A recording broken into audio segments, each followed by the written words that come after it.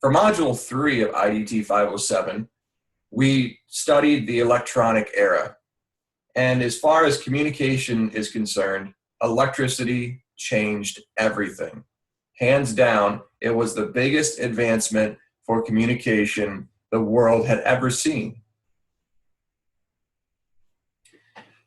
For this module, I created a timeline looking at the progression of electricity and how that affected communication, specifically looking at the birth of the electronics era effect on communication, looking specifically at the telegraph, looking at some history of the telegraph, looking at the function of a telegraph, and how that affected the way that communication happened throughout the whole world.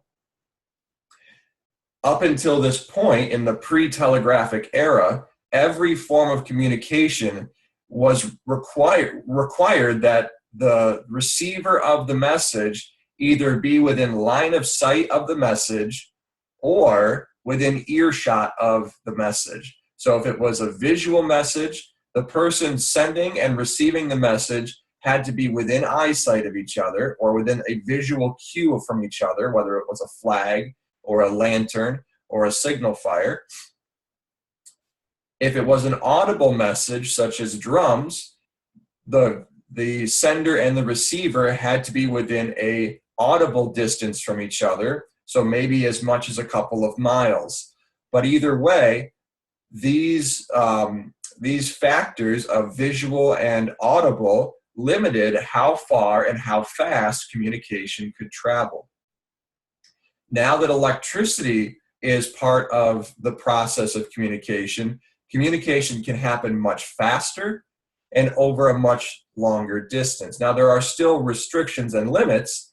There are limits to where the telegraph wires have been run, and limits to sending and receiving the message, as far as knowing how to create the Morse code and then how to interpret the Morse code.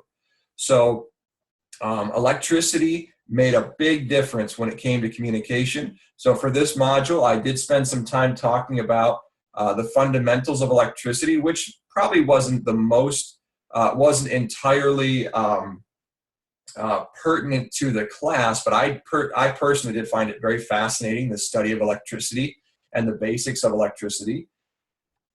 Talked about electromagnetism a little bit, again, because it is so pertinent to how a telegraph device actually functioned. And then looked at some of the affordances of telegraph as far as the restrictions or the availabilities, depending on how you want to look at it, from which side of the coin you tend to view this, of communicating across the distance between two major cities, sharing that message.